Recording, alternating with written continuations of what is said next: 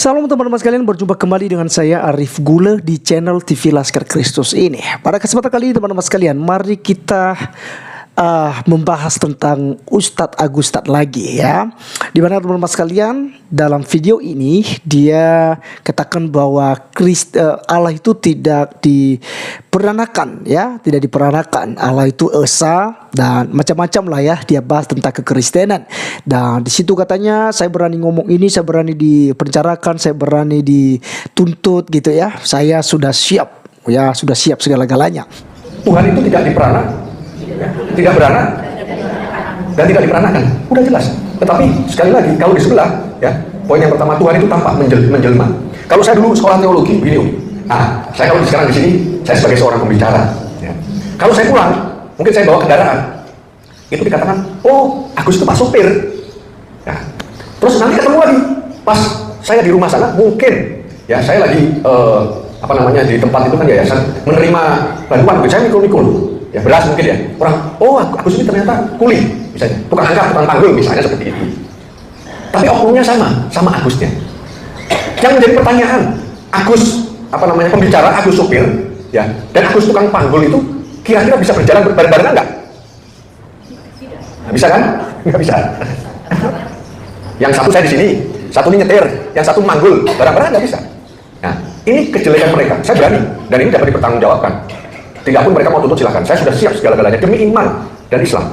Ya, saya sudah persiapkan, kalau saya mau masuk UI nggak apa-apa. Saya pun juga itu. Teman-teman sekalian, kali ini saya tidak berikan komentar apa-apa, tapi saya akan mengajak kita untuk menonton video di mana ternyata ya seorang pencari kebenaran itu membahas tentang Al-Quran, yang tentu saja dia mengutip ayat-ayat yang dibahas mengenai Isa Al-Masih, teman-teman sekalian, yang dikaitkan mengenai Yesus Kristus. Dan teman-teman sekalian, tentu saja hal ini kita akan minta kepada Ustadz Agustan untuk menanggapi ya. Lebih bagus dia menanggapi itu daripada berkoar-koar untuk menghina agama Kristen ya.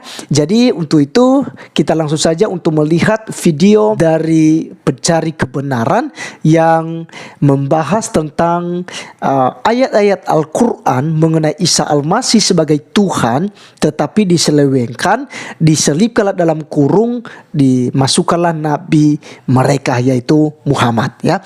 Oleh karenanya teman-teman sekalian, kita langsung saja untuk melihat videonya yang ada berikut ini.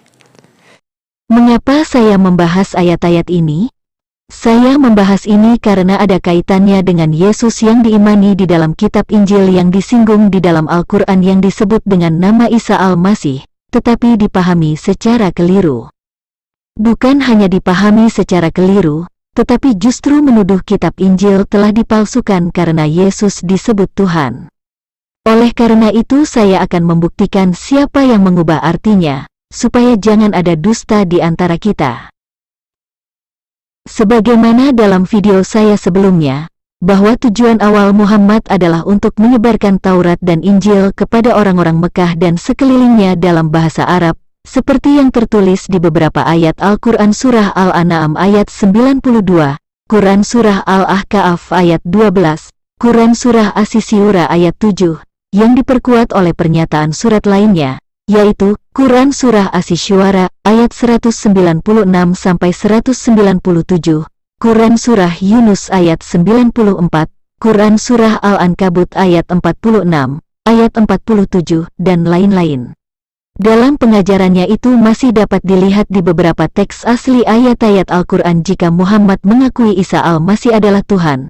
Misalnya Quran Surah An-Nisa ayat 171-175 yang akan saya bahas di video ini. Penyangkalan Isa Al-Masih adalah Tuhan diduga terjadi setelah Muhammad meninggal, seiring dengan munculnya ayat-ayat yang mengubah kiblat agama Islam dari Yerusalem ke Ka'bah, tempat penyembahan berhala-berhala orang-orang Quraisy. Untuk mengetahui mengapa saya mengatakan ini, silahkan Anda tonton video saya yang berjudul Muhammad lupa di mana rumah Tuhannya. Untuk itu, saya mencoba menunjukkan makna original teks Al-Quran Surah An-Nisa, ayat 171-175, yang sebenarnya mengakui jika Isa Al-Masih itu Tuhan, tetapi kemudian makna dan tafsirnya dibelokkan untuk mendukung misi mereka untuk kembali ke agama pagan mereka di Ka'bah setelah Muhammad tiada. Isa menurut surah An-Nisa ayat 171. إنما المسيح عيسى ابن مريم رسول الله وكلمته ألقاها إلى مريم وروح منه. Wa kalimatuhu artinya, dan kalimatnya. Waruhun minhu artinya, dan roh darinya. Sehingga artinya adalah, sesungguhnya Al-Masih Isa putra Maryam itu, adalah utusan Allah dan kalimatnya yang disampaikannya kepada Maryam, dan roh darinya. Ada 3 yang terlihat di ayat ini, yaitu, Allah sebagai sumber, kalimatnya dan rohnya. Tentu kalimat Allah dan roh Allah berasal dari Allah dan keduanya adalah bagian dari Allah itu sendiri. Keberadaan kalimat Allah dan roh dari Allah disebut hakikat Allah, di dalam iman Kristen disebut Bapa. Bagaimana pernyataan ayat ini tentang yang 3 tersebut? ولا تقولوا ثلاثة انتهوا خيرا لكم إنما الله إله واحد. Dan janganlah kamu mengatakan 3. Berhentilah dari ucapan itu lebih baik bagimu, sesungguhnya, Allah ilah yang Maha Esa. 3 yang dimaksud adalah, Allah, kalimatnya, dan rohnya. Artinya, Allah, kalimatnya dan rohnya bukan 3 Tuhan tetapi satu kesatuan, yaitu Tuhan yang Maha Esa. Karena Isa Al-Masih berasal dari roh Allah dan kalimatnya, maka Allah dan Isa Al-Masih itu adalah Tuhan yang Maha Esa. Dari sini jelas jika Isa Al-Masih bukan sosok lain yang dipersekutukan dengan Allah, tetapi karena ia adalah roh Allah yang menjadi manusia dan ia adalah kalimatnya. Isa menurut surah An-Nisa, ayat 172. Ayat ini adalah lanjutan dari ayat sebelumnya, yaitu surat An-Nisa ayat 171. Al-Quran berkata, Al-Masih sama sekali tidak enggan menjadi hamba Allah, dan begitu pula para malaikat yang terdekat kepada Allah, dan barang siapa enggan menyembahnya dan menyombongkan diri, maka Allah akan mengumpulkan mereka semua kepadanya. Ada 2 informasi penting yang terkandung di ayat ini, yaitu, Al-Masih sama sekali tidak enggan menjadi hamba Allah, dan barang siapa enggan menyembahnya dan menyombongkan diri.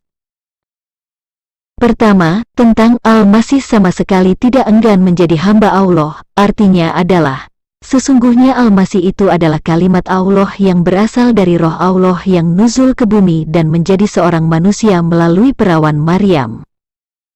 Kedua, dan barang siapa enggan menyembahnya dan menyombongkan diri, kata menyembahnya di ayat ini adalah, menyembah pribadi yang diberitakan di ayat ini, yaitu Isa Al-Masih, sebab Isa adalah kalimat Allah dan roh Allah yang nuzul menjadi manusia. Tentang yang menyombongkan diri pada ayat ini akan dijelaskan di ayat 173 kalimat kedua. Isa menurut surah An-Nisa, ayat 173. Ayat ini akan menjelaskan tentang barang siapa enggan menyembahnya dan menyombongkan diri pada surat An-Nisa ayat 172. Al-Quran berkata, adapun orang-orang yang beriman dan mengerjakan kebajikan, Allah akan menyempurnakan pahala bagi mereka dan menambah sebagian dari karunia-Nya. Sedangkan orang-orang yang enggan dan menyombongkan diri, maka Allah akan mengazab mereka dengan azab yang pedih, dan mereka tidak akan mendapatkan pelindung dan penolong selain Allah. Ayat ini dengan jelas mengatakan bahwa barang siapa yang enggan menyembah Al-Masih dan menyombongkan diri, Allah akan mengazab mereka dengan azab yang pedih.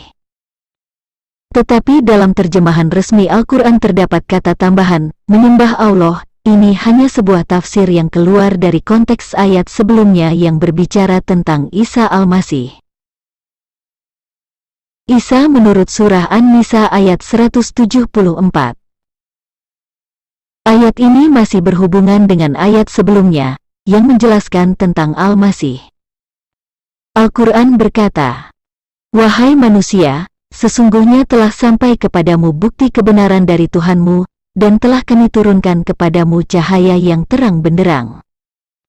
Di dalam terjemahannya, disisipkan nama Muhammad dan Al-Quran, padahal surat An-Nisa ayat 153-175 adalah membahas tentang Taurat dan Injil, yaitu tentang para rasul terdahulu, ahli kitab dan Isa Al-Masih, dan di ayat 175 masih bicara tentang jalan yang lurus, yaitu Isa Al-Masih itu sendiri.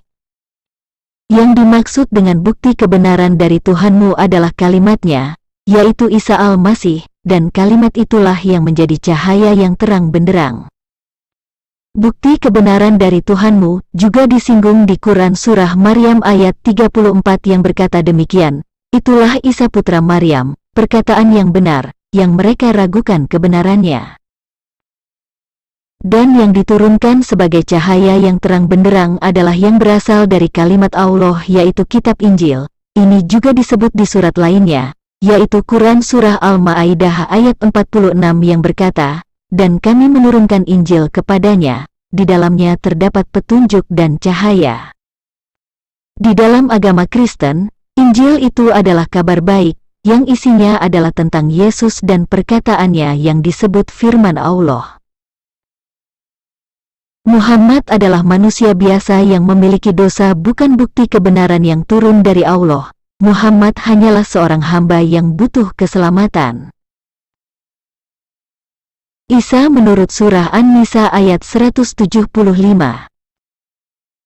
Ayat ini masih berhubungan dengan ayat sebelumnya, yang menjelaskan tentang Al-Masih. Al-Quran berkata, adapun orang-orang yang beriman kepada Allah dan berpegang teguh kepadanya, maka Allah akan memasukkan mereka ke dalam rahmat dan karunia darinya, dan menunjukkan mereka jalan yang lurus kepadanya. Kata tambahan agama yang ada dalam kurung adalah sebuah tafsir dari penterjemah Muslim, yaitu hasil pemikiran mereka.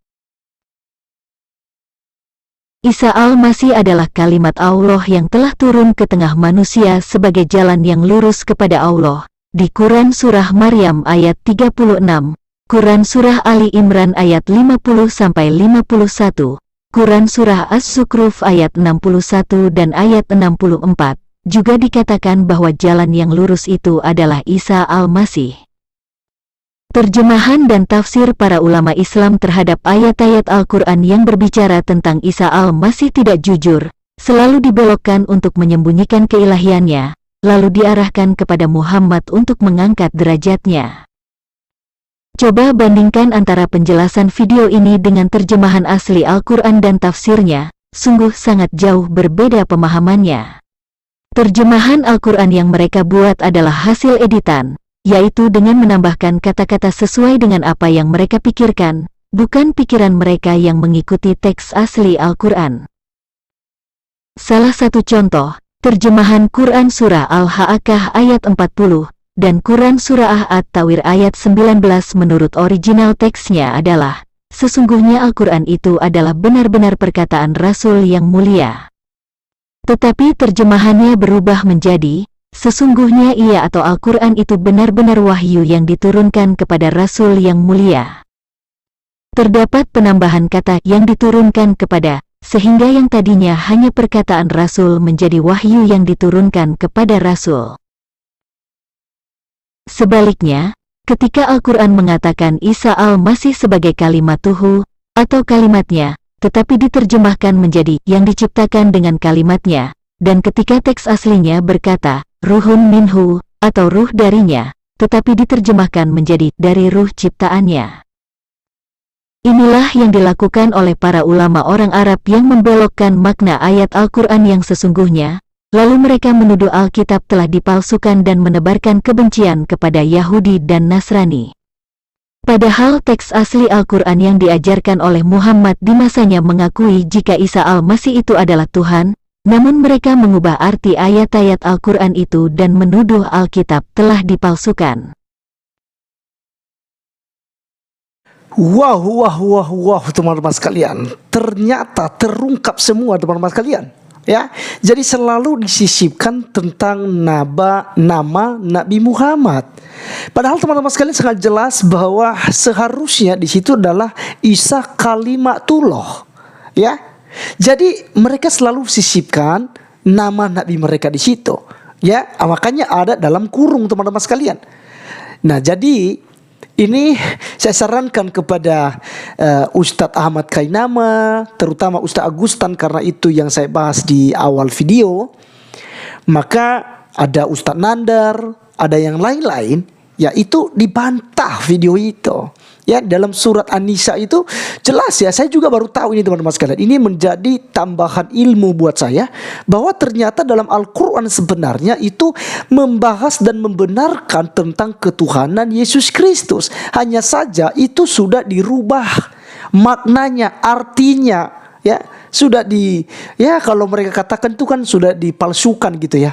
Justru kalau mereka katakan Injil sudah dipalsukan, malahan yang kita lihat di video ini ya, justru mereka yang memalsukan ayat-ayat kitab suci Al-Quran itu dengan mengganti nama daripada kalimat Allah atau Isa Al-Masih kalimatullah dengan nama Nabi mereka. Jadi teman-teman sekalian, teman-teman yang paham silakan komen, dan buat teman-teman silakan ya disebarkan ini supaya orang tahu, dan juga Ustadz Agustan itu paham sehingga tidak sibuk untuk mengurus agama Kristen, tapi sibuk akan menjawab ya semua ini ya. Jelaskan kok bisa begitu, kenapa ada dalam kurung ya, kenapa bisa ada dalam kurung, lalu di situ disisipkan nama Nabi Anda. Ya, ini yang menjadi pertanyaannya supaya Ustadz Agustan itu berpikir dan bisa memberikan pencerahan bagi umat Islam dan juga bagi saya dan bagi semua orang yang ada ya, yang selalu menonton channel daripada Ustadz Agustan dan juga channel TV Laskar Kristus ya. Jadi teman-teman sekalian, sekian ya video kali ini. Kita tunggu ya bagaimana reaksi daripada Ustadz Agustan ya. Karena sebenarnya saya sudah pernah mengajak ya, ketika Ustadz Agustan itu hadir komen di channel saya pernah ngundang sebenarnya, ayo kasih nomor Anda, kita diskusi ya. Kita bahas bukan untuk berperang, tapi kita ya bahas tentang kebenaran ini tanpa saling menghina-hina gitu ya, seperti yang dilakukan oleh Ustadz Agustan di dalam channelnya ya. Oke, baik teman-teman sekalian, sampai ketemu di video saya selanjutnya. Tuhan Yesus memberkati kita. Salam.